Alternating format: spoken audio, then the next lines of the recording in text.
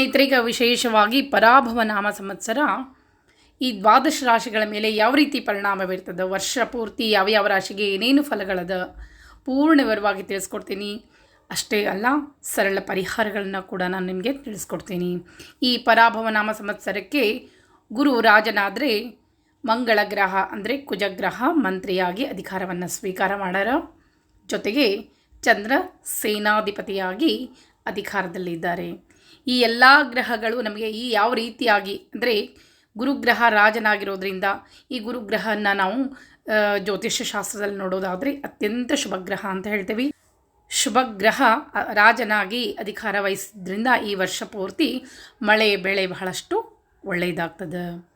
ಇನ್ನು ಗ್ರಹಗಳ ಸಂಚಾರ ಯಾವ್ಯಾವ ರಾಶಿಯಿಂದ ಯಾವ್ಯಾವ ರಾಶಿಗೆ ಆಗ್ತದೆ ಅದ್ರ ಮೇಲೂ ಕೂಡ ನಮಗೆ ಪರಿಣಾಮ ಇರ್ತದೆ. ಮೊದಲನೇದಾಗಿ ಗುರು 2ನೇ ತಾರೀಕು ಅಂದರೆ ಜೂನ್ 2ನೇ ತಾರೀಕಿಗೆ ಕರ್ಕ ರಾಶಿಯನ್ನು ಪ್ರವೇಶ ಮಾಡ್ತಾರೆ. ಆಗ ಯಮುನಾ ನದಿಗೆ ಪುಷ್ಕರ ಪ್ರಾರಂಭ. ಪುಷ್ಕರ ಪ್ರಾರಂಭ ಅಂದರೆ ಪುಷ್ಕರ ಯೋಗ ಅಂತ ಹೇಳ್ತೀವಿ. ಆ ನದಿಯಲ್ಲಿ ಸ್ನಾನ ಮಾಡಿದಾಗ ವಿಶೇಷ ಫಲಗಳು ನಮಗೆ ಪ್ರಾಪ್ತಿಯಾಗ್ತದೆ. ಅದು ಗುರುಗ್ರಹ ಕರ್ಕ ರಾಶಿಗೆ ಬಂದಾಗ. ಮತ್ತು ಸಿಂಹರಾಶಿ ಪ್ರವೇಶವನ್ನು ಅಕ್ಟೋಬರ್ ತಿಂಗಳಲ್ಲಿ ಮಾಡ್ತಾರೆ. ಅಕ್ಟೋಬರ್ 31ನೇ ತಾರೀಕು ಸಿಂಹರಾಶಿಯನ್ನು ಪ್ರವೇಶ ಮಾಡ್ತಾರೆ. ಅದಾದಮೇಲೆ ಮತ್ತೆ ವಕ್ರಿಯಾಗಿ ಕರ್ಕರಾಶಿಯನ್ನು ಅಂದರೆ ಹಿಮ್ಮುಖವಾಗಿ ಮತ್ತೆ ಕರ್ಕರಾಶಿಯನ್ನು ಪ್ರವೇಶ ಮಾಡ್ತಾರೆ. ವರ್ಷ ಪೂರ್ತಿ ಕರ್ಕರಾಶಿಯಲ್ಲಿ ಇರ್ತಾರೆ. ಈ ರೀತಿಯಾಗಿ ಇನ್ನು ಶನಿದೇವರು ಕೂಡ ವರ್ಷ ಪೂರ್ತಿ ಮೀನರಾಶಿಯಲ್ಲಿ ಸಂಚಾರವನ್ನು ಮಾಡ್ತಾ ಇದ್ದಾರೆ. ಹೀಗಾಗಿ ಕುಂಭರಾಶಿ, ಮೀನರಾಶಿ ಮತ್ತು ಮೇಷರಾಶಿಯವರಿಗೆ ಸಾತಿ ಪ್ರಭಾವ ಇರ್ತದೆ. ಇನ್ನು ಪೂರ್ಣ ವಿವರವಾಗಿ ಯಾವ್ಯಾವ ರಾಶಿಗೆ ಏನೇನು ಫಲವನ್ನು ಕೊಡ್ತಾರೆ ಅನ್ನೋದಕ್ಕೆ ಮೇಷರಾಶಿಯತ್ತ ಗಮನ ಕೊಟ್ಬೇಡ. ಮೇಷರಾಶಿಯವರ ಜಾತಕವನ್ನು ಅವಲೋಕನ ಮಾಡಿದಾಗ ದ್ವಾದಶ ಭಾವದಲ್ಲಿ ಶನಿ ಈಗಾಗಲೇ ಹೇಳಿದೆ ಸಾತಿ ಪ್ರಾರಂಭ ಆಗಿದೆ. ಪ್ರಾರಂಭದಲ್ಲಿ ನಿಮಗೆ ಅಷ್ಟೊಂದು ತೊಂದರೆಗಳು ಏನೂ ಇರುವುದಿಲ್ಲ. ಯಾಕಂದರೆ ದ್ವಾದಶ ಭಾವದಲ್ಲಿರುವಂಥ ಶನಿದೇವರು ಒಳ್ಳೆಯದನ್ನೇ ಕೊಡ್ತಾರೆ ಫಲ ಅಂಥೇಳಿ. ಯಾಕಂದರೆ ಶನಿದೇವರ ಕೆಲವೊಂದು ನಿಯಮ ಅದ. ಕೆಲವು ಸ್ಥಾನಗಳಲ್ಲಿ ಬಂದಾಗ ಅಂದರೆ ಕೆಲವು ದ್ವಾದಶ ಭಾವದಲ್ಲಿ ಬಂದಾಗ ಒಳ್ಳೆಯ ಫಲ ಕೊಡ್ತಾರೆ. ಜನ್ಮಸ್ಥ ಬಂದಾಗ ಕೆಲವು ರಾಶಿಗಳಿಗೆ ಒಳ್ಳೆಯದು ಕೊಟ್ಟರೆ ಕೆಲವು ರಾಶಿಗಳು ಬಹಳಷ್ಟು ತೊಂದರೆ ಕೊಡ್ತಾರೆ. ಇನ್ನು ಕೊನೆಯ ಪಾದಕ್ಕೆ ಬಂದಾಗ ಒಟ್ಟು ಅವರು 7.5 ವರ್ಷ ಅಂತ ಹೇಳ್ತೀವಿ. ಮೊದಲೇ 2.5 ವರ್ಷ, ಮಧ್ಯದಲ್ಲಿ 2.5 ವರ್ಷ, ನಂತರ ಹೋಗುವಾಗ 2.5 ವರ್ಷ. ಈ ರೀತಿಯಾಗಿ ಇರುವಂಥ ಸಮಯದಲ್ಲಿ ಈ ಹೋಗುವಂಥ ಸಮಯದಲ್ಲಿ ಕೆಲವರಿಗೆ ಒಳ್ಳೆಯದನ್ನು ಕೊಟ್ಟರೆ ಇನ್ನು ಕೆಲವು ರಾಶಿಗಳಿಗೆ ಅವರು ಪಾದ ಇಟ್ಟ ತಕ್ಷಣ ಅಂದರೆ ಸಾತಿ ಆರಂಭ ಆದ ತಕ್ಷಣ ಒಳ್ಳೆಯ ಫಲವನ್ನು ಕೊಡ್ತಾರೆ. ಈ ರೀತಿಯಾಗಿ ದ್ವಾದಶ ಭಾವದಲ್ಲಿರುವಂಥ ಮೇಷರಾಶಿಯವರಿಗೆ ಅಷ್ಟೊಂದು ತೊಂದರೆಗಳೇನೂ ಇಲ್ಲ ಈಗ. ಮತ್ತು ರಾಹು ಕೂಡ ಲಾಭಸ್ಥಾನದಲ್ಲಿದ್ದಾರೆ. ಬುಧ ಶುಕ್ರ ಗ್ರಹ ಅನುಕೂಲ ಆಗಿರೋದ್ರಿಂದ ಮೇಷರಾಶಿಯವರಿಗೆ ಅಷ್ಟೊಂದು ಸಮಸ್ಯೆಗಳು ಇರುವುದಿಲ್ಲ. ವೃತ್ತಿ ಜೀವನದಲ್ಲಿ ಕೂಡ ಒಳ್ಳೆಯದಿರ್ತದೆ. ವಿದ್ಯಾರ್ಥಿಗಳಿಗೆ ಒಂದು ಸ್ವಲ್ಪ ಪ್ರಯತ್ನ ಮಾಡಿದರೂ ಕೂಡ ಒಳ್ಳೆಯ ಕಡೆ ಅಡ್ಮಿಷನ್ ಸಿಗಬೇಕು ಅಂತ ಇದ್ದರೆ, ವಿದೇಶಕ್ಕೆ ಏನಾದರೂ ನೀವು ಹೋಗಿ ಅಭ್ಯಾಸವನ್ನು ಮಾಡಬೇಕು ಅಂತಿದ್ದರೆ ಈಗ ನೀವು ಸ್ವಲ್ಪ ಪ್ರಯತ್ನ ಪಟ್ಟರೆ ಕೂಡ ವಿದೇಶ ಯಾತ್ರೆಯನ್ನು ಮಾಡ್ಬೋದು. ಚತುರ್ಥ ಭಾವದಲ್ಲಿ ಗುರುಗ್ರಹ ಬಹಳಷ್ಟು ಒಳ್ಳೆಯದು. ಯಾರಿಗೆ ಮದುವೆ ಆಗಿಲ್ಲ ಮದುವೆಗೆ ಪ್ರಯತ್ನ ಪಟ್ಟರೆ ಖಂಡಿತವಾಗಿ ಒಳ್ಳೆಯದಾಗ್ತದೆ. ಇನ್ನು ವಿದ್ಯಾರ್ಥಿಗಳಿಗೂ ಕೂಡ ಬಹಳಷ್ಟು ಒಳ್ಳೆಯದ. ಆರ್ಥಿಕ ಬೆಳವಣಿಗೆ ಕೂಡ ಅಂದರೆ ನಿಮ್ಮ ಸ್ಯಾಲ್ರಿ ಕೂಡ ಹೆಚ್ಚಾಗುವಂಥ ಸಮಯ. ಅಷ್ಟೊಂದು ಏನು ನಕಾರಾತ್ಮಕವಾಗಿ ಮೇಷರಾಶಿಯವರಿಗೆಲ್ಲ ಬಹಳಷ್ಟು ಒಳ್ಳೆಯ ಫಲಗಳು ಸಿಗ್ತದೆ. ಆದರೆ ಮೇಷರಾಶಿಯವರು ಆರೋಗ್ಯದ ಕಡೆ ಬಹಳಷ್ಟು ಗಮನವನ್ನು ಕೊಡಬೇಕು. ಅದಲ್ಲದೆ ಏಪ್ರಿಲ್, ಮೇ, ಸೆಪ್ಟೆಂಬರ್, ಅಕ್ಟೋಬರ್ ಮತ್ತು ನವಂಬರ್ ಈ ತಿಂಗಳಲ್ಲಂತೂ ಸ್ವಲ್ಪ ಆರೋಗ್ಯದ ಕಡೆ ಬಹಳಷ್ಟು ಗಮನವನ್ನು ಕೊಡ್ರಿ. ಇನ್ನು ಈ ಒಂದು ವರ್ಷ ಬಹಳಷ್ಟು ಒಳ್ಳೆಯದಿದ್ದರೂ ಕೂಡ ನಾವು ಅಂದುಕೊಂಡಿದ್ದೆಲ್ಲ ಕೆಲಸಗಳಾಗಬೇಕು, ನಮಗೆ ಈ ಗ್ರಹಗಳು ಎಲ್ಲ ಫಲಗಳನ್ನು ಕೊಡಬೇಕು ಅನ್ನೋದಾದರೆ ಪ್ರತಿ ಶನಿವಾರ ಎಲ್ಲಿ ಲಕ್ಷ್ಮೀ ನರಸಿಂಹ ದೇವಸ್ಥಾನ ಇರ್ತದಲ್ಲ, ನೀವು ಎಳ್ಳೆಣ್ಣೆ ಏನಿರ್ತದಲ್ಲ ದಾನವಾಗಿ ಕೊಡಬೇಕು. ಎಷ್ಟು ಸಾಧ್ಯನೋ ಅಷ್ಟು ಕೊಡ್ರಿ, ಒಳ್ಳೆಯದಾಗ್ತದೆ. ನಿಮಗೆ ಪ್ರತಿ ಶನಿವಾರ ಕೊಟ್ಟರೆ ಒಳ್ಳೆಯದು, ಆಗೋದಿಲ್ಲ ಅಂದರೆ ಬುಧವಾರ ಕೊಟ್ಟರು ಒಳ್ಳೆಯದು. ನಿಮಗೆ ಎಷ್ಟು ಸಾಧ್ಯನೋ ಅರ್ಧ ಲೀಟ್ರೋ ಎಷ್ಟೋ 1 ಲೋಟನೋ ಎಷ್ಟೋ ಪ್ರತಿ ಶನಿವಾರ ಅಥವಾ ಬುಧವಾರ ಹೋಗಿ ಲಕ್ಷ್ಮೀ ನರಸಿಂಹ ದೇವಸ್ಥಾನ ಇರಬೇಕು, ಅಲ್ಲಿ ಹೋಗಿ ನೀವು ಪ್ರತಿ ವಾರ ಎಣ್ಣೆಯನ್ನು ತಾಂಬೂಲ ದಕ್ಷಿಣೆ 10 ರೂಪಾಯಿ ಕೊಟ್ಟರು ಸಾಕು. ಪ್ರತಿ ಶನಿವಾರ ಹೋಗಿ ಆ ದೇವರ ದರ್ಶನವನ್ನು ಮಾಡ್ಕೊಂಡು ಬರ್ರಿ. ವರ್ಷ ಪೂರ್ತಿ ನಿಮಗೆ ಒಳ್ಳೆಯ ಫಲಗಳು ಸಿಗ್ತದೆ. ಏನು ಗ್ರಹಗಳು ಸೂಚಿತವಾಗಿರ್ತವಂಥ ಎಲ್ಲ ಫಲಗಳು ನಿಮಗೆ ಪ್ರಾಪ್ತಿಯಾಗ್ತದೆ. ಇನ್ನು ವೃತ್ತಿ ಲಾಭಸ್ಥಾನದಲ್ಲಿ ರಾಹು ಇದ್ದಾಗ, ದ್ವಾದಶ ಭಾವದಲ್ಲಿ ಶನಿದೇವರಿದ್ದಾಗ ನಾವು ಬೇರೆ ವೃತ್ತಿಯನ್ನು, ಅಂದರೆ ಈ ವೃತ್ತಿ ನನಗೆ ಈ ಕೆಲಸ ನನಗೆ ಒಳ್ಳೆಯದಿಲ್ಲ, ಬೇರೆ ಕಡೆ ನಾನು ಪ್ರಯತ್ನ ಮಾಡ್ತೀನಿ ಅಂದರೆ ಈ ಸಮಯ ನಿಮಗೆ ಬಹಳಷ್ಟು ಒಳ್ಳೆಯದು ಮೇಷರಾಶಿಯವರಿಗೆ. ಈಗ ನಾನು ಹೇಳಿದಂಥ ಪ್ರತಿ ಶನಿವಾರಕ್ಕೊಮ್ಮೆ ಲಕ್ಷ್ಮೀ ನರಸಿಂಹದೇವರಿಗೆ ಎಳ್ಳೆಣ್ಣೆಯನ್ನು ದಾನವಾಗಿ ಕೊಟ್ಟು ನಂತರ ನೀವು ಕೆಲಸಕ್ಕೆ ಪ್ರಯತ್ನವನ್ನು ಮಾಡ್ತಾ ಹೋದಂತೆ ನಿಮಗೆ ಯಶಸ್ಸು ಖಂಡಿತವಾಗಿಯೂ ಸಿಗ್ತದೆ. ಇನ್ನು ಶುಕ್ರನ ಅಧಿಪತ್ಯದ 2ನೇ ರಾಶಿಯಾದಂಥ ವೃಷಭ ರಾಶಿಯತ್ತ ಗಮನ ಕೊಡೋಣ. ಒಂದೇ ಮಾತಲ್ಲೇ ಹೇಳಬೇಕು ಅಂದರೆ ವೃಷಭ ರಾಶಿಯವರಿಗೆ ಪರಾಭವ ನಾಮ ಸಂವತ್ಸರ ಬಹಳಷ್ಟು ಒಳ್ಳೆಯ ಫಲಗಳು. ಅದರಲ್ಲಿಯೂ ಕೂಡ ಈ ಅಕ್ಟೋಬರ್ 31ರವರೆಗೆ ನಮಗೆ ಬಹಳಷ್ಟು ಒಳ್ಳೆಯ ಫಲಗಳನ್ನು ಗುರುಗ್ರಹ ತಂದು ಕೊಡ್ತಾ ಇದ್ದಾರೆ. ಗುರುಗ್ರಹ ಉತ್ತುಂಗ ಸ್ಥಾನದಲ್ಲಿರೋದ್ರಿಂದ ಬಹಳಷ್ಟು ಆದಾಯ ಆಗಿರ್ಬೋದು, ಏನಾದರೂ ನೀವು ಆಸ್ತಿಗಳನ್ನು ಖರೀದಿ ಆಗಿರ್ಬೋದು, ವಾಹನ ಖರೀದಿ ಆಗಿರ್ಬೋದು, ಚಿನ್ನ ಬೆಳ್ಳಿಗಳನ್ನು ಖರೀದಿ ಆಗಿರ್ಬೋದು, ಈ ವೃಷಭ ರಾಶಿಯವರಿಗೆ ಬಹಳಷ್ಟು ಒಳ್ಳೆಯ ಫಲಗಳು ಪ್ರಾಪ್ತಿಯಾಗ್ತದೆ. ಅಷ್ಟೇ ಅಲ್ಲ, ಯಾವುದೇ ಎಷ್ಟೋ ವರ್ಷದಿಂದ ಏನಾದರೂ ಕೆಲಸಗಳನ್ನ ಮಾಡಬೇಕು ಅಂತ ಇಟ್ಕೊಂಡಿದ್ರೆ ಈ ಅಕ್ಟೋಬರ್ 31ರೊಳಗೆ ಎಲ್ಲ ಕೆಲಸಗಳು ನಿಮಗೆ ಕೈ ಹಿಡಿತದೆ. ಈ ವರ್ಷ ಪೂರ್ತಿ ನಿಮಗೆ ಒಳ್ಳೆಯ ಫಲಗಳು ಖಂಡಿತವಾಗಿಯೂ ಸಿಗ್ತದೆ. ಆದಾಯ ದೃಷ್ಟಿಯಿಂದ, ಹಣದ ದೃಷ್ಟಿಯಿಂದ ನೀವು ಆರ್ಥಿಕವಾಗಿ ಬಹಳಷ್ಟು ಸಬಲರಾಗ್ತೀರಾ ಈ ಒಂದು ವರ್ಷದಲ್ಲಿ ಅಂಥೇಳಿ ಆದಷ್ಟು ಖರ್ಚುಗಳನ್ನು ವೃಷಭ ರಾಶಿಯವರು ಕಡಿಮೆ ಮಾಡೋದು ಒಳ್ಳೆಯದು. ಯಾಕಂದರೆ ಬಹಳಷ್ಟು ಖರ್ಚು ಮಾಡುವಂಥ ಮನಸ್ಥಿತಿಯವರು ಇರ್ತೀರಿ. ಅದಕ್ಕಾಗಿ ಖರ್ಚು ಎಷ್ಟು ಕಡಿಮೆಯನ್ನು ಮಾಡ್ತೀರೋ ಅಷ್ಟು ನಿಮಗಿನ್ನೂ ಆದಾಯ ಹೆಚ್ಚಾಗ್ತದೆ. ವೃತ್ತಿಯಲ್ಲಿ ಅತ್ಯಂತ ಯಶಸ್ಸನ್ನು ಕಾಣ್ತೀರಿ. ವೃತ್ತಿ ಅಂದರೆ ಕೆಲಸದಲ್ಲಿ ಯಾವುದೇ ವೃತ್ತಿ, ನೀವು ಬಿಸ್ನೆಸ್ ಮಾಡ್ತಿರ್ಬೋದು ಅಥವಾ ಸರ್ಕಾರಿ ಕೆಲಸ ಮಾಡ್ತಿರ್ಬೋದು ಅಥವಾ ಯಾವುದೇ ಒಂದು ಕೆಲಸದಲ್ಲಿ ನಿಮಗೆ ಯಶಸ್ಸು ಖಂಡಿತವಾಗಿ ಈ ವರ್ಷ ದೊರಕ್ತದೆ. ಇನ್ನು ಬೇರೆ ಎಲ್ಲಾದರೂ ನಿಮಗೆ ಟ್ರಾನ್ಸ್ಫರ್ ಆಗುವಂಥ ಬೇಕಾದ ಸ್ಥಳದಲ್ಲಿ ಸ್ವಲ್ಪ ಪ್ರಯತ್ನ ಮಾಡಿ ನೋಡ್ರಿ, ಯಶಸ್ಸು ಖಂಡಿತವಾಗಿ ದೊರೀತದೆ. ಯಾಕಂದರೆ ಲಾಭಸ್ಥಾನದ ಅಧಿಪತಿ ಈಗ ನಮಗೆ ದ್ವಿತೀಯ ಭಾವದಲ್ಲಿ, ನಂತರ ಜೂನ್ 2ನೇ ತಾರೀಕಿನಿಂದ ತೃತೀಯ ಭಾವದಲ್ಲಿ, ದ್ವಿತೀಯ ಭಾವದಲ್ಲಿ ಇದ್ದಾಗೂ ಕೂಡ ದೃಷ್ಟಿ 6ನೇ ಮನೆ ಭಾವವನ್ನು ನೋಡ್ತಾ ಇರೋದ್ರಿಂದ ಈ ವೃತ್ತಿ ಜೀವನಕ್ಕೆ ಬಹಳಷ್ಟು ಒಳ್ಳೆಯದು ಅಂತ ಹೇಳ್ತೇವೆ. ಈ ಸಮಯ ಜೂನ್ 2ನೇ ತಾರೀಕಿನವರೆಗೂ ನೀವು ನಿಮಗೆ ಬೇಕಾದಲ್ಲಿ ಏನಾದರೂ ಟ್ರಾನ್ಸ್ಫರ್ ಕೇಳಿದರೆ ಖಂಡಿತವಾಗಿಯೂ ಸಿಗ್ತದೆ. ವೃತ್ತಿ ಜೀವನಕ್ಕೆ ಏನೇ ಇದ್ದರೂ ನೀವು ಸ್ವಲ್ಪ ಪ್ರಯತ್ನ ಮಾಡಿದರೂ ಕೂಡ ನಿಮಗೆ ಪ್ರಮೋಷನ್ ಖಂಡಿತವಾಗಿಯೂ ಸಿಗ್ತದೆ. ಆದರೆ ಆರೋಗ್ಯ ದೃಷ್ಟಿಯಿಂದ ಈ ವೃಷಭ ರಾಶಿಯವರಿಗೆ ಆರೋಗ್ಯ ದೃಷ್ಟಿಯಿಂದ ಸ್ವಲ್ಪ ತೊಂದರೆ ಆಗ್ತದೆ.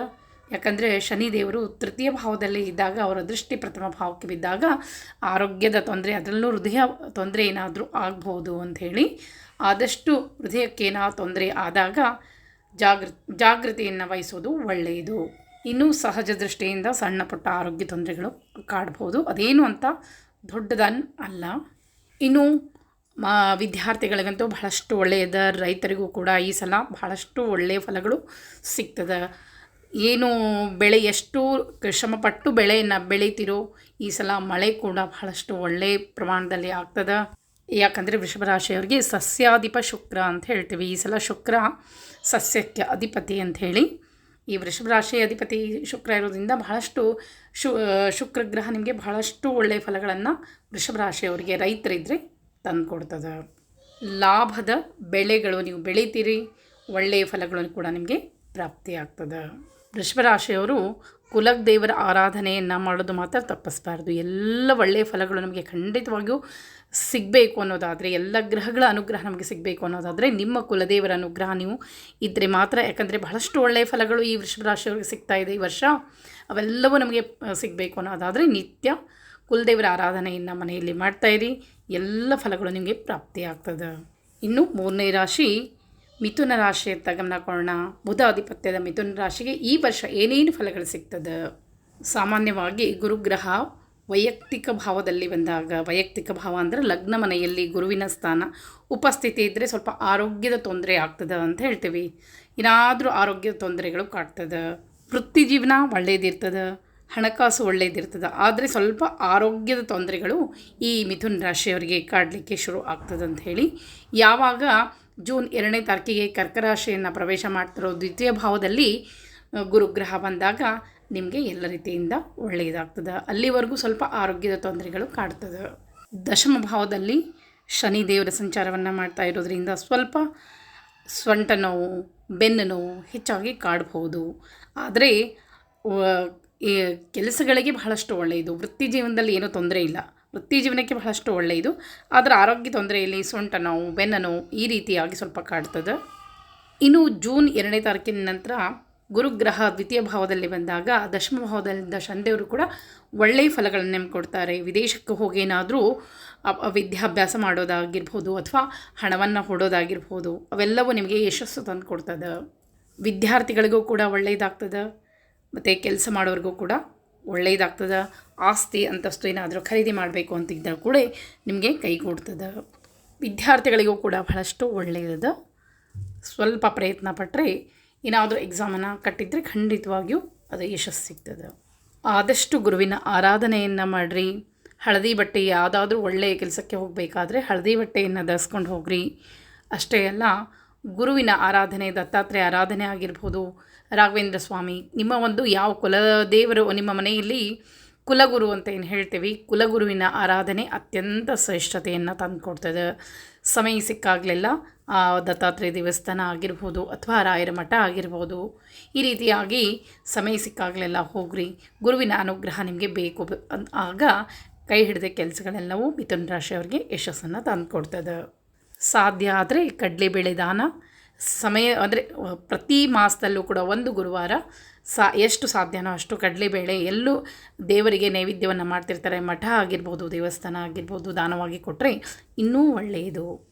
ಇನ್ನು ಕರ್ಕರಾಶಿಯತ್ತ ಗಮನ ಕೊಡೋಣ. ಕರ್ಕರಾಶಿ ಚಂದ್ರನ ಮನೆ ಅಂತ ಹೇಳ್ತೀವಿ. ಚಂದ್ರನ ಸ್ವಂತ ಮನೆ ಆದಂಥ ಕರ್ಕರಾಶಿಗೆ ಈ ಸಲ ಬಹಳಷ್ಟು ಒಳ್ಳೆಯ ಫಲಗಳು ಪ್ರಾಪ್ತಿಯಾಗ್ತದೆ ಅಂತ ಹೇಳಿ. ಯಾಕಂದರೆ ಶುಭ ಗ್ರಹಗಳು ಒಳ್ಳೆಯ ಸ್ಥಾನದಲ್ಲಿ ಇರೋದ್ರಿಂದ ನೋವು ತೊಂದರೆಯನ್ನು ಬಹಳಷ್ಟೇ ಪಟ್ಟುಬಿಟ್ಟಿರಿ ಕರ್ಕರಾಶಿಯವರು. ಈ ವರ್ಷ ಬಹಳಷ್ಟು ನಿಮಗೆ ಶುಭ ಫಲವನ್ನು ತಂದು ಕೊಡುವಂಥದ್ದು. ಅಷ್ಟೇ ಅಲ್ಲ, ಈ ಜೂನ್ 2ನೇ ತಾರೀಕಿಗೆ ಮತ್ತೆ ಗುರುಗ್ರಹ ಪ್ರವೇಶವನ್ನು ಮಾಡೋದ್ರಿಂದ ಒಂದು ನಿಮ್ಮ ಜೀವನದಲ್ಲಿ ಒಂದು ಏನೋ ಹೊಸ ಯಶಸ್ಸು ಸಿಗ್ತದೆ ಅಂತ ಹೇಳ್ತೀವಿ. ಅಂದರೆ ಕೆಲವು ಗ್ರಹಗಳು ಕೆಲವೊಂದು ಮನೆಯನ್ನು ಪ್ರವೇಶ ಮಾಡಿದಾಗ ಬಹಳಷ್ಟು ಒಳ್ಳೆಯ ಫಲಗಳು ಪ್ರಾಪ್ತಿಯಾಗ್ತವೆ ಅಂತ ಹೇಳ್ತೀವಿ. ಅದರಲ್ಲೂ ಅತ್ಯಂತ ಶುಭ ಗ್ರಹ ಗುರುಗ್ರಹ ನಿಮ್ಮ ವ್ಯಕ್ತಿತ್ವದ ಮೇಲೆ, ಅಂದರೆ ಲಗ್ನದ ಮನೆಗೆ ಪ್ರವೇಶವನ್ನು ಮಾಡೋದ್ರಿಂದ ನಾವು ಅದು ಕೆಲವೊಂದು ಗ್ರಹಗಳು ಅತ್ಯಂತ ಶುಭ ಫಲವನ್ನು ತಂದು ಕೊಡ್ತಾವಂತೆ ಹೇಳ್ತೇವೆ. ಅದೇ ರೀತಿಯಲ್ಲಿ ಕರ್ಕರಾಶಿಗೆ ಗುರುಗ್ರಹ ಬಂದಾಗ ಬಹಳಷ್ಟು ಒಳ್ಳೆಯ ಫಲಗಳು ನಿಮಗೆ ಪ್ರಾಪ್ತಿಯಾಗ್ತದೆ. ಅದು ಜೊತೆ ಕೊಡಲಿಕ್ಕೆ ಬುಧ ಮತ್ತು ಶುಕ್ರ ಗ್ರಹ ಅನುಕೂಲ ಸ್ಥಾನದಲ್ಲಿರೋದ್ರಿಂದ ಕರ್ಕರಾಶಿ ಒಟ್ಟಾರೆ ಹೇಳಬೇಕು ಅಂದರೆ ಕರ್ಕರಾಶಿಯವರಿಗೆ ಉದ್ಯೋಗ ಆಗಿರ್ಬೋದು, ಆರ್ಥಿಕ ತೊಂದರೆಗಳೆಲ್ಲವೂ ದೂರ ಆಗ್ತದೆ. ಒಳ್ಳೆಯ ಕಡೆ ಉದ್ಯೋಗ ಪ್ರಾಪ್ತಿಯಾಗ್ತದೆ. ನೀವು ಮನಸ್ಸು ಮಾಡಿ ಸ್ವಲ್ಪ ಕಷ್ಟಪಟ್ಟರೂ ಕೂಡ ಒಳ್ಳೆಯ ಫಲಗಳು ನಿಮಗೆ ಪ್ರಾಪ್ತಿಯಾಗ್ತದೆ. ಯಾರಿಗೆ ಮದುವೆ ಆಗಿಲ್ಲ ಅವರು ಇನ್ನು ಮುಂದೆ ಹುಡುಗಿನ ಹುಡುಕ್ಲಿಕ್ಕಾಗಲಿ ಹುಡುಗನ ಹುಡುಕ್ಲಿಕ್ಕಾಗಲಿ ಸ್ವಲ್ಪ ಪ್ರಯತ್ನ ಪಟ್ಟರೆ ಖಂಡಿತವಾಗಿಯೂ ಇಷ್ಟವಾದಂಥ ವಧೂವರರು ಸಿಗ್ತಾರೆ. ಆರ್ಥಿಕ ತೊಂದರೆ ಆಗಿರ್ಬೋದು, ಮಾನಸಿಕ ನೋವು ಆಗಿರ್ಬೋದು, ಖಂಡಿತವಾಗಿಯೂ ನಿಮಗೆ ದೂರ ಆಗ್ತದೆ. ವರ್ಷ ಪೂರ್ತಿ ನಿಮಗೆ ಇನ್ನೂ ಒಳ್ಳೆಯ ಫಲಗಳೇ ಪ್ರಾಪ್ತಿಯಾಗ್ತದೆ. ನೀವು ಸ್ಥಾನ ಪಲ್ಲಟನ ಕೂಡ ಆಗ್ಬೋದು, ಒಂದು ಸ್ಥಾನದಿಂದ ಬೇರೆ ಸ್ಥಾನದಲ್ಲಿ ಹೋಗಿ ಇರುವಂಥ ಸಮಯ ಕೂಡ ಅದ ನಿಮಗೆ. ಆದರೆ ನೀವು ಎಲ್ಲೇ ಹೋದರೂ ಕೂಡ ನಿಮಗೆ ಈ ವರ್ಷ ಶುಭ ಫಲಗಳು ಪ್ರಾಪ್ತಿ. ಇನ್ನು ನಿರುದ್ಯೋಗಿಗಳಿಗೂ ಏನಾದರೂ ಕೆಲಸ ನೀವು ಹುಡುಕ್ತಾ ಇದ್ದರೆ ಖಂಡಿತವಾಗಿ ಜೂನ್ 2ರ ನಂತರ ನಿಮಗೆ ಒಳ್ಳೆಯ ಫಲಗಳು ಪ್ರಾಪ್ತಿ ಆಗ್ತದೆ. ಇನ್ನು ಮಾಸಿಕವಾಗಿ ಅಂದರೆ ಒಂದೊಂದು ಮಾಸದಲ್ಲಿ ಒಂದೊಂದು ಗ್ರಹಗಳ ಸಂಚಾರ ಇರ್ತದೆ. ಸೂರ್ಯ ಆಗಿರ್ಬೋದು, ಮಂಗಳ ಆಗಿರ್ಬೋದು, ಈ ರೀತಿಯಾಗಿ ಕ್ಷಣಿಕವಾಗಿ ಗ್ರಹಗಳ ಸಂಚಾರ. ಈಗ ಚಂದ್ರ 2.5 ದಿವಸಕ್ಕೆ ಒಂದು ರಾಶಿಯನ್ನು ಪ್ರವೇಶ ಮಾಡ್ತಾನಂತ ಹೇಳ್ತೀವಿ. ಈ ರೀತಿಯಾಗಿ ಕೆಲವು ಸಲ ನಿಮಗೆ ಚಂದ್ರಬಲಗಳ ಇಲ್ಲದೆ ಆಗಿರ್ಬೋದು. ಈಗ ಈ ರೀತಿ ಸ್ವಲ್ಪ ಸಣ್ಣ ಪುಟ್ಟ ಏನಾದರೂ ತೊಂದರೆಗಳು ಬರ್ಬೋದು, ಆರ್ಥಿಕ ತೊಂದರೆಗಳು ಬರ್ಬೋದು, ಮಾನಸಿಕವಾಗಿ ಅವುಗಳನ್ನೆಲ್ಲ ಲೆಕ್ಕಕ್ಕೆ ಹಾಕ್ಕೊಳ್ಬೇಡ್ರಿ. ಯಾಕಂದರೆ ಒಟ್ಟಾರೆ ಹೇಳಬೇಕು ಅಂದರೆ ಈ ವರ್ಷ ಪೂರ್ತಿ ನಿಮಗೆ ಒಳ್ಳೆಯ ಫಲಗಳದ. ಆದಷ್ಟು ಅವುಗಳತ್ತ ಗಮನ ಕೊಡ್ರಿ. ಹಳೆಯದನ್ನು ಕೆದಕಿ ಮಾನಸಿಕವಾಗಿ ನೋವುಗಳನ್ನು ತಂದುಕೊಳ್ಳಿಕ್ಕೆ ಹೋಗಬೇಡ್ರಿ. ಯಾಕಂದರೆ ಈ ಕರ್ಕರಾಶಿಯವರು ಸ್ವಲ್ಪ ಹಳೆಯದನ್ನು ನೆನೆಸ್ಕೊಂಡು ಬಹಳಷ್ಟು ಕಷ್ಟಪಡುತ್ತಾರೆ. ಅದಕ್ಕಾಗಿ ಆ ರೀತಿ ಮಾಡ್ಕೊಳ್ಳಿಕ್ಕೆ ಹೋಗಬೇಡ್ರಿ. ಮುಂದೆ ಈ ವರ್ಷ ಪೂರ್ತಿ ನಿಮಗೆ ಒಳ್ಳೆಯ ಫಲಗಳು ಪ್ರಾಪ್ತಿಯಾಗ್ತದೆ. ಅದ್ರ ಕಡೆ ಗಮನ ಕೊಡ್ರಿ. ಜೀವನವಾಗಿ ಸುಂದರವಾಗಿ ಇರ್ತದೆ. ಕರ್ಕರಾಶಿಯವರು ಬಹಳಷ್ಟು ನೆಮ್ಮದಿಯಿಂದ ಇರಬೇಕು, ಆರಾಮಾಗಿರಬೇಕು ಅಂದರೆ ಪ್ರತಿ ಸೋಮವಾರಕ್ಕೆ ಒಮ್ಮೆ ಆದರೂ ಈಶ್ವರ ದೇವಸ್ಥಾನಕ್ಕೆ ಅಂದರೆ ರುದ್ರದೇವರ ಆರಾಧನೆಯನ್ನು ಮಾಡೋದು ಒಳ್ಳೆಯದು. ಅವರು ಮಾನಸಿಕವಾಗಿ ಆರೋಗ್ಯವಾಗಿ ಎಲ್ಲದರಿಂದಲೂ ಇರಬೇಕು ಅನ್ನೋದಾದರೆ ಪ್ರತಿ ಸೋಮವಾರ ಈಶ್ವರ ದೇವಸ್ಥಾನಕ್ಕೆ ಹೋಗಿ ಯಥಾಶಕ್ತಿ ಪ್ರದಕ್ಷಿಣ ನಮಸ್ಕಾರ ಹಾಕಿದರೂ ಸಾಕು, ದರ್ಶನ ಮಾಡಿದರೂ ಸಾಕು, ನಿಮ್ಮ ಜೀವನದಲ್ಲಿ ಎಷ್ಟೋ ಆರೋಗ್ಯ ತೊಂದರೆ ದೂರ ಆಗ್ತದೆ, ಮಾನಸಿಕ ತೊಂದರೆ ದೂರ ಆಗ್ತದೆ. ಈ ದೊಡ್ಡ ದೊಡ್ಡ ಹಬ್ಬಗಳು ಬಂದಾಗ, ಈ ವರ್ಷ ಪೂರ್ತಿ ನೀವು ದೊಡ್ಡ ದೊಡ್ಡ ಹಬ್ಬಗಳು ಬಂದಾಗ ನಿಮಗೆ ಸಮಯ ಸಿಕ್ಕಾಗ ರುದ್ರಾಭಿಷೇಕ ಮಾಡಿಸ್ರಿ. ಆ ಅಭಿಷೇಕದ ನೀರನ್ನು ನೀವು ತಲೆ ಮೇಲೆ ಪ್ರೋಕ್ಷಣೆಯನ್ನು ಮಾಡಿರಿ. ಈ ರೀತಿ ಮಾಡ್ತಾ ಹೋದಂತೆ ನಿಮ್ಮ ಮನೆಯಲ್ಲಿರುವಂತೆಲ್ಲ ಸಮಸ್ಯೆಗಳು ಪರಿಹಾರ ಸಿಗ್ತದೆ. ಅಷ್ಟೇ ಅಲ್ಲ, ನಿಮ್ಮ ಮಾನಸಿಕ ಆರೋಗ್ಯ ರೀತಿಯಿಂದಲೂ ಈ ವರ್ಷ ಪೂರ್ತಿ ನೆಮ್ಮದಿಯಾಗಿರ್ತೀರಿ. ಆ ರೀತಿ ನೀವು ದೇವಸ್ಥಾನಕ್ಕೆ ಹೋದಾಗ ಅಕ್ಕಿ, ಮೊಸರು ಈ ರೀತಿ ದಾನನೂ ಅತ್ಯಂತ ಶ್ರೇಷ್ಠ ಫಲವನ್ನು ತಂದುಕೊಡ್ತದೆ. ಈ ರೀತಿ ಸರಳ ದಾನಗಳನ್ನ ಮಾಡಿ ನೋಡ್ರಿ, ನಿಮ್ಮ ಜೀವನದಲ್ಲಿ ಎಷ್ಟೋ ತೊಂದರೆಗಳೆಲ್ಲವೂ ದೂರ ಆಗ್ತದೆ. ಇನ್ನು ಸೂರ್ಯನ ಸ್ವಂತ ಮನೆಯಾದಂಥ ಸಿಂಹರಾಶಿಯತ್ತ ಗಮನ ಕೊಟ್ಬೇಡ.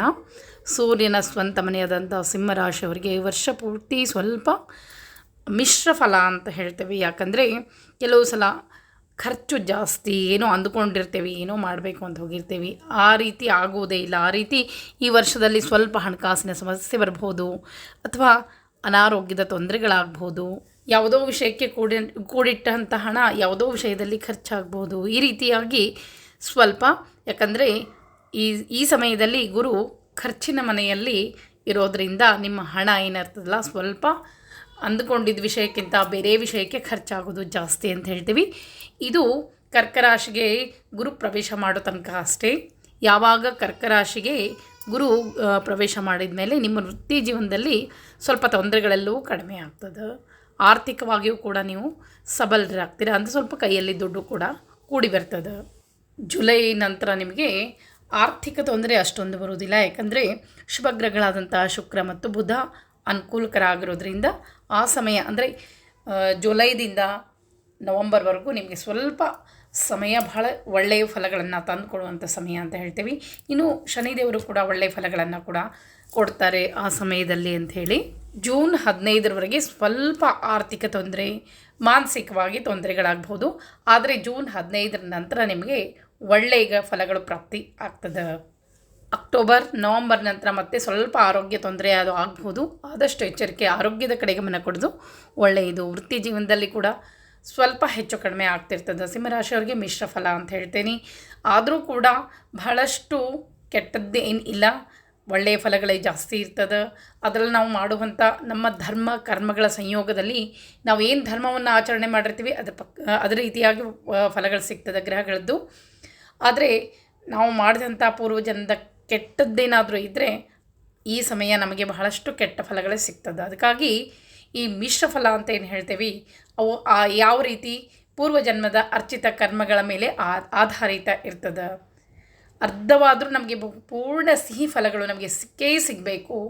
ಸ್ವಲ್ಪ ಕಷ್ಟ ಜೀವನದಲ್ಲಿ ಬರೋದು ಸಹಜ, ಆದರೆ ಅರ್ಧವಾದರೂ ನಮಗೆ ಸಿಹಿ ಫಲಗಳು ಬರಬೇಕು ಅನ್ನೋದಾದರೆ ಆಂಜನೇಯ ದೇವಸ್ಥಾನಕ್ಕೆ ಕಡಲೆಬೇಳೆ ಮತ್ತು ಬೆಲ್ಲ ದಾನವಾಗಿ ಕೊಡ್ರಿ. ಕಡಲೆಬೇಳೆ ಮತ್ತು ಬೆಲ್ಲ ಎರಡನ್ನೂ ದಾನವಾಗಿ ಕೊಟ್ಟರೆ ಬಹಳಷ್ಟು ಒಳ್ಳೆಯದು.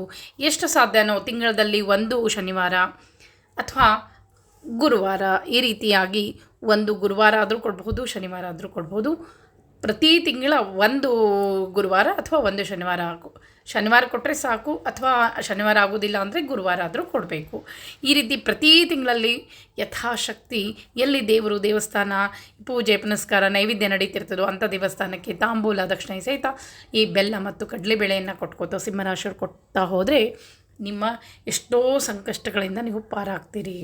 ವಿದ್ಯಾರ್ಥಿಗಳಿಗೂ ಕೂಡ ಸ್ವಲ್ಪ ಸಿಂಹರಾಶಿಯವರಿಗೆ ಕಷ್ಟನೇ ಅದ ಅಂಥೇಳಿ ಅವ್ರಿಗೂ ಕೂಡ ಅವ್ರ ಹೆಸರಲ್ಲಿ ಯಾರೇ ಸಿಂಹರಾಶಿ ಇರ್ತಲ್ಲ ಅವ್ರ ಹೆಸರಲ್ಲಿ ಅದನ್ನು ಇಟ್ಟು ಸಂಕಲ್ಪ ಮಾಡಿ ಮುಟ್ಟಿ, ಆ ಸಿಂಹರಾಶಿಯವ್ರು ಮುಟ್ಟಬೇಕು, ಮುಟ್ಟಿ ಅವೆರಡನ್ನು ಬೇಡಿಕೊಂಡು ಈ ರೀತಿಯಾಗಿ ನನಗೆ ಸಂಕಷ್ಟಗಳದ ಅವೆಲ್ಲವೂ ದೂರ ಆಗಲಿ ಅಂತ ಬೇಡಿಕೊಂಡು ದಾನವಾಗಿ ಕೊಡ್ತಾ ಹೋದಂತೆ ಎಲ್ಲ ಸಂಕಷ್ಟಗಳು ತಾನೇ ದೂರ ಆಗ್ತದೆ. ಇನ್ನು ಬುಧನ ಆಧಿಪತ್ಯದ ಕನ್ಯಾ ರಾಶಿಯತ್ತ ಗಮನ ಕೊಡೋಣ. ಕನ್ಯಾ ರಾಶಿ ಪರಾಭವ ನಾಮ ಸಂವತ್ಸರ ಏನು ಪರಿಣಾಮವನ್ನು ಬೀರ್ತಾ ಇದೆ. ಸಾಮಾನ್ಯವಾಗಿ ಸಪ್ತಮ ಭಾವದಲ್ಲಿರುವಂಥ ಶನಿದೇವರು ಪ್ರಥಮ ಭಾವಕ್ಕೆ ಲಗ್ನಕ್ಕೆ ದೃಷ್ಟಿಯನ್ನು ಬೀರೋದ್ರಿಂದ ಸ್ವಲ್ಪ ಆರೋಗ್ಯ ತೊಂದರೆಗಳು ಬರಬಹುದು, ಆರ್ಥಿಕ ತೊಂದರೆಗಳು.